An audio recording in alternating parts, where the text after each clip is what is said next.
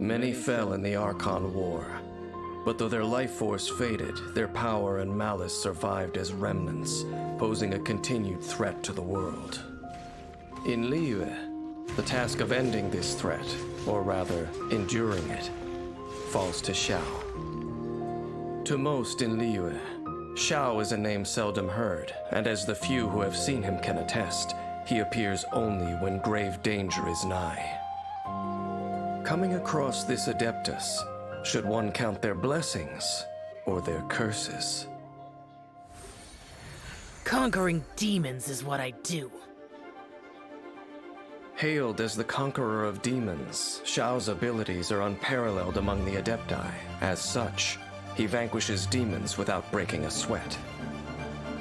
Xiao is agile. His movement skills allow him to dart around the battlefield, and when he dons the mask of the Yaksha, his abilities are enhanced even further, as he purges evil and protects Liyue.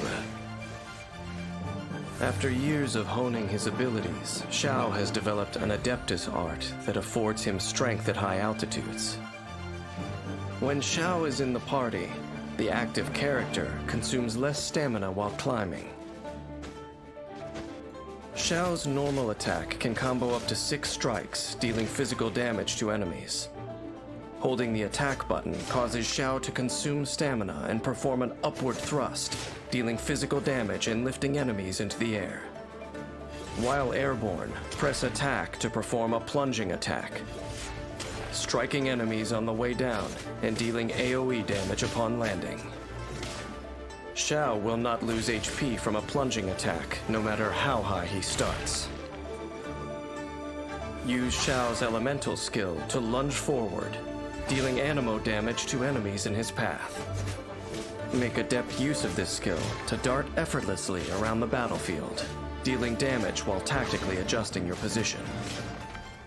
Also, lemniscatic wind cycling can be used while airborne, making it easy for Xiao to navigate challenging terrain, aiding with exploration.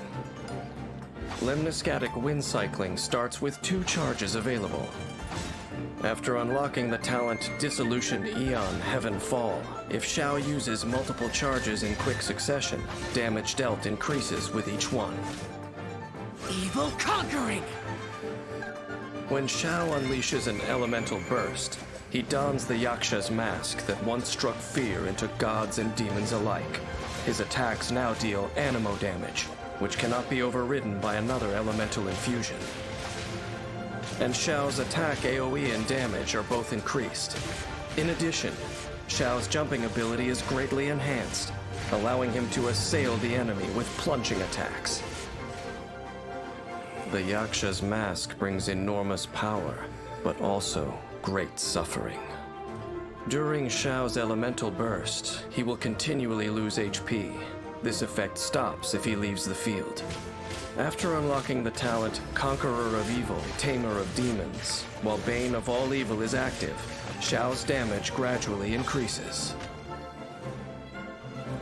When Xiao goes into battle, danger follows in his wake. To avoid harming others, he acts quickly, completing the task at hand as efficiently as possible. As the fight begins, Xiao uses his elemental skill to move rapidly around the battlefield, changing strategic positions, dealing damage as he goes, and building up energy. When his energy is full, he unleashes his elemental burst and harnesses the power of the Yaksha's mask to incapacitate the enemy with plunging attacks and finish off every last one.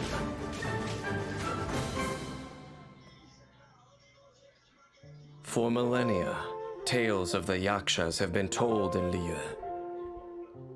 But over time, these defenders of the masses have all but disappeared.